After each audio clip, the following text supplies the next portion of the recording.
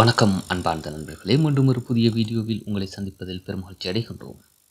இன்று நாங்கள் 786 பணத்தாளில் குபேர ரகசியம் இருக்கிறது என்று சிலர் கூறி வருகிறது தொடர்பாகவும், இது தொடர்பாக யூடியூபில் அதிகமாக பதிவிடப்பட்டுள்ளது.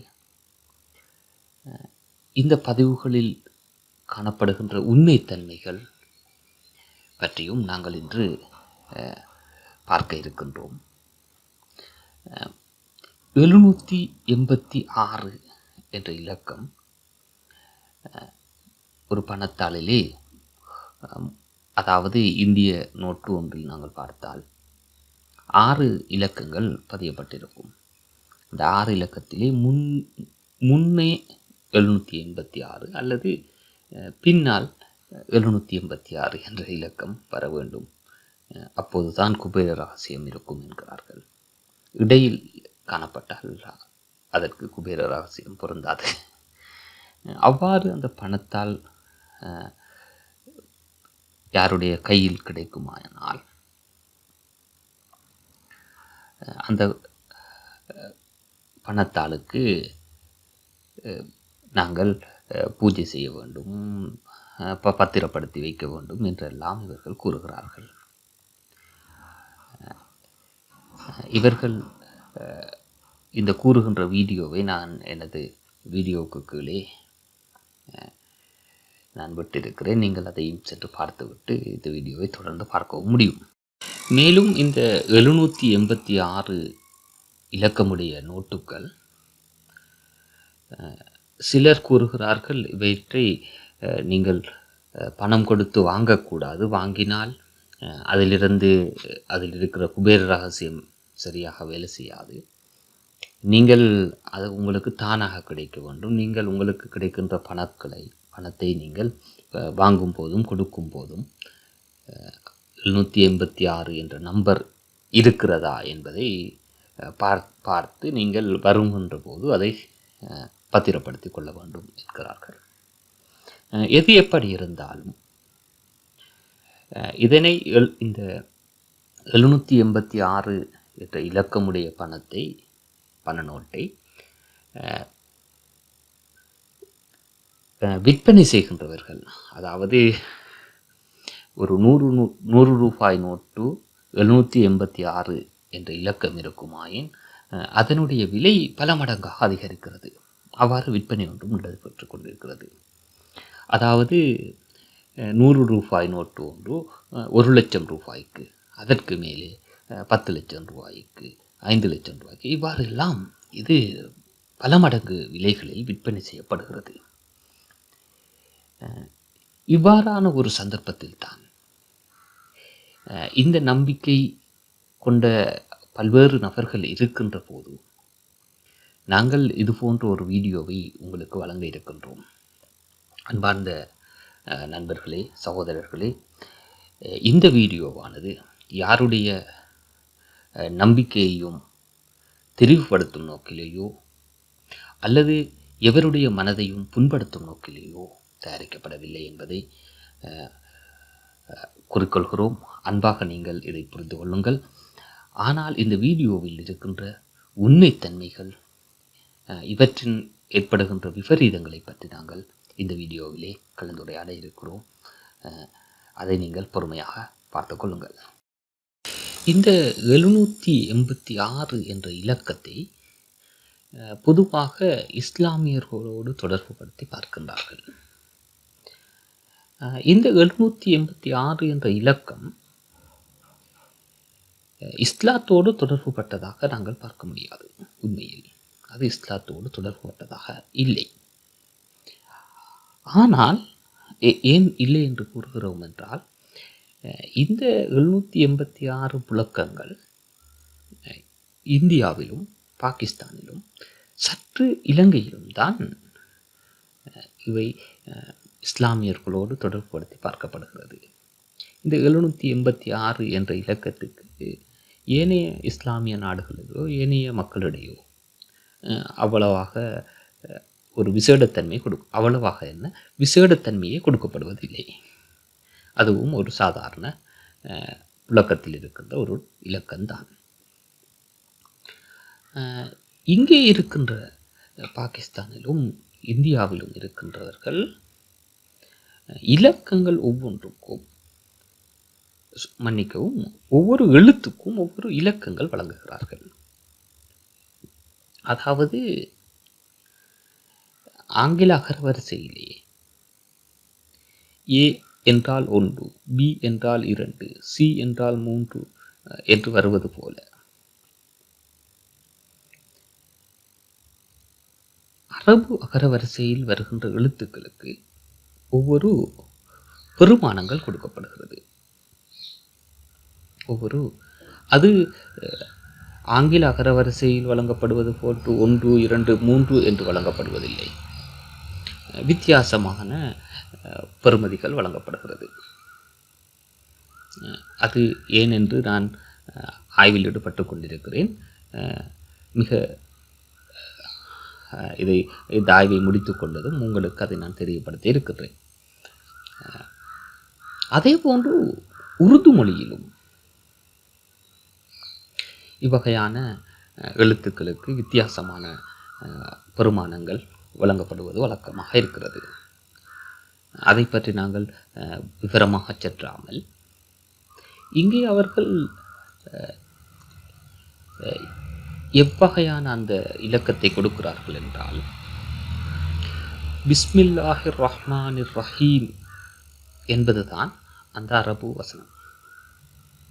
அதாவது இஸ்லாமியர்கள் எந்த விடயத்தை செய்ய ஆரம்பிக்கின்ற போதும் இறைவனின் பெயரால், அதாவது அளவற்ற அருளாளனும் நிகரற்ற அன்புடையோனுமாகிய அல்லாஹ்வின் திருப்பெயரால் என்று கூறுவார்கள்.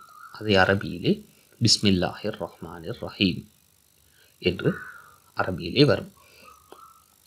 இந்த பிஸ்மில்லாஹிர் ரஹ்மானிர் ரஹீம் என்பது 21 எழுத்துக்களால் ஆனது.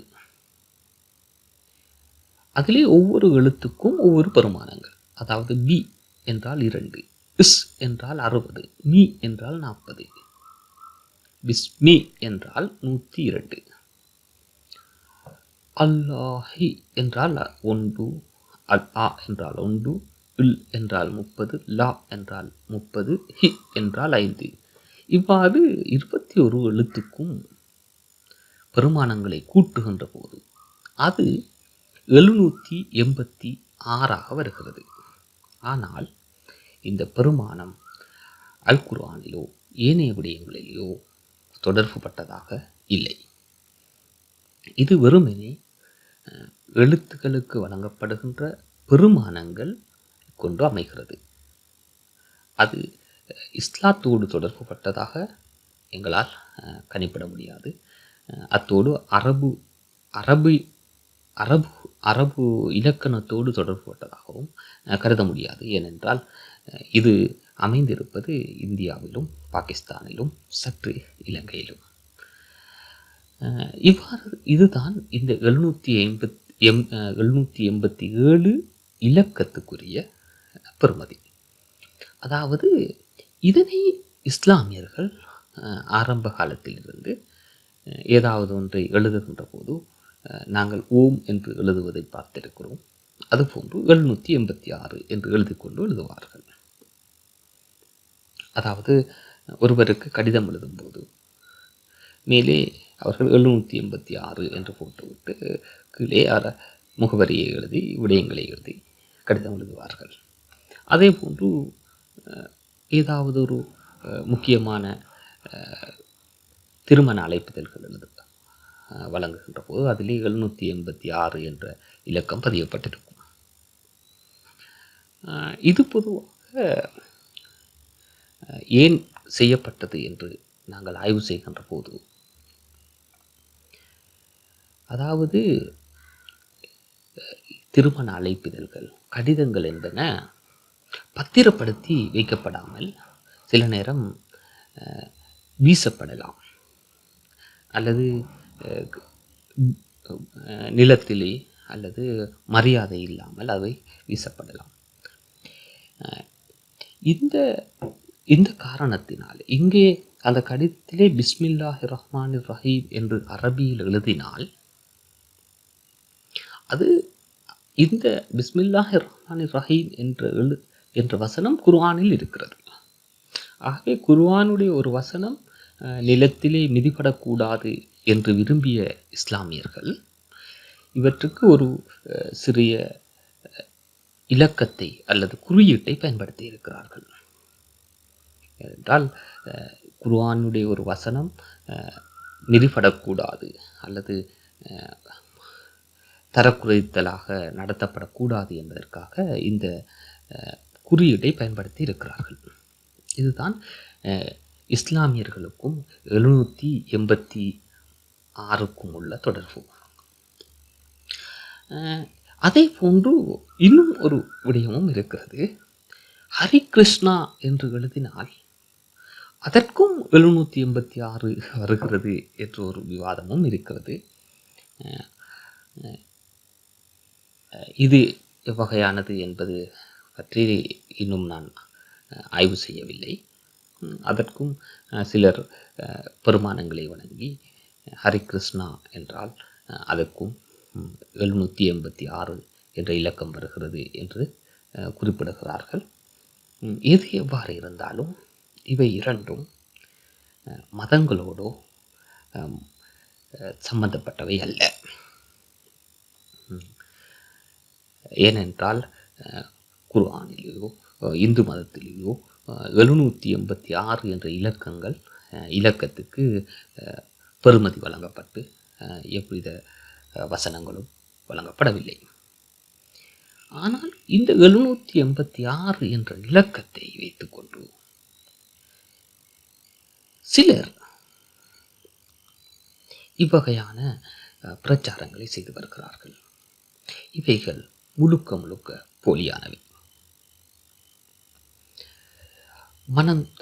இதிலே இந்த 786 என்பது சாதாரண ஒரு இலக்கம்தான்.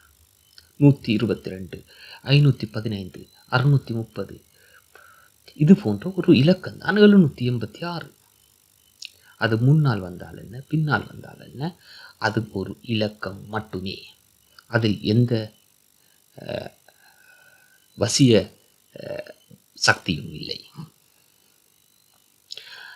அது சிலர் இஸ்லாமியர்கள் குறியீடாக பயன்படுத்தினால் என்ன, அல்லது இந்துக்கள் குறியீடாக பயன்படுத்தினால் என்ன, அது ஒரு இலக்கம்தான். அந்த இலக்கம் ரூபா நோட்டில் முன்னால் அல்லது பின்னால் வருவதனால் எவ்வகையான வசிய சக்தியும் அதற்கு வரப்போவதில்லை. அதை எந்த இஸ்லாமியரோ அல்லது இந்துவோ அல்லது ஏனைய மதங்களிலோ அவ்வகையான எந்த குறிப்பும் இல்லை. அதே போன்று விஞ்ஞான ரீதியாக எவ்வித அத்தாட்சியும் இல்லை. இவ்வாறு இருக்க இது வசிய சக்தியுடையது, இதில் குபேர சக்தி இருக்கிறது என்பது மிகவும் போலியானதும் ஏமாற்றுகின்ற வேலையாகவும் பார்க்க வேண்டியிருக்கிறது. இதனை கொண்டு சிலர் ஏமாற்றப்பட்டிருக்கிறார்கள். இந்த 786 நாணயத்தாள்களை, ரூபா நோட்டுகளை பல லட்சக்கணக்கு, பல மடங்கு விலை கொடுத்தோ வாங்கி ஏமாறுகின்றார்கள். இவைகள் போலியான விடயங்கள். இந்த போலிகளிலிருந்து நீங்கள் புத்திசாலித்தனமாக விலகிக் கொள்ளுங்கள். அன்பார்ந்த நண்பர்களே, அரசியல் செய்திகள் மற்றும் விழிப்புணர்வூட்டும் செய்திகளை தொடர்ந்தும் எங்களுடைய சேனலை நீங்கள் கண்டுகளிப்பதற்காக கீழே உள்ள சிவப்பு நிற பத்தானை அமர்த்தி சப்ஸ்கிரைப் செய்து கொள்ளுங்கள். நன்றி, வணக்கம்.